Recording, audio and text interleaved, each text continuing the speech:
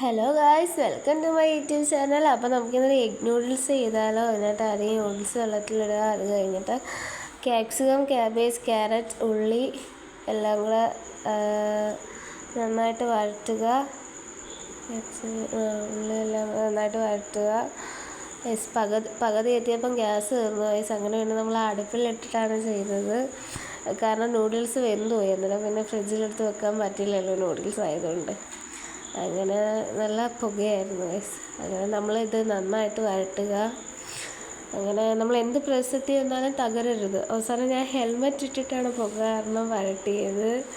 അത് ആ വഴട്ടിയതിൻ്റെ കൂടെ നമ്മൾ അവസാനം നല്ല രീതിയിൽ വഴട്ടി വന്നു. അത് കഴിഞ്ഞ് മുട്ട അതിൻ്റെ കൂടെ ചേർക്കുക.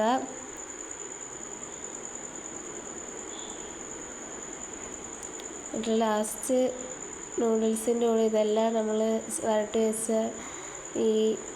ക്യാരറ്റ്, ക്യാബേജ്, ക്യാപ്സിക്കം ഇതെല്ലാം കൂടെ മിക്സ് ചെയ്യുക. അത് കഴിഞ്ഞ് ലാസ്റ്റ് മുട്ടയും കൂടെ മിക്സ് ചെയ്യുക.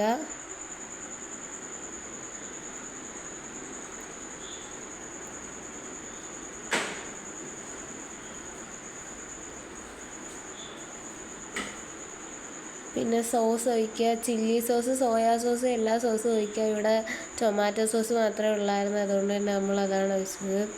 പിന്നെ അത് കഴിഞ്ഞിട്ട് മാഗി നൂഡിൽസിൻ്റെ ആ മസാല പാക്കറ്റ് ഉണ്ടല്ലോ, അതെല്ലാം പൊട്ടിച്ച് ചെയ്യുക. അങ്ങനെ ഇത് നന്നായിട്ട് എല്ലാം നല്ല മിക്സ് ചെയ്യുക.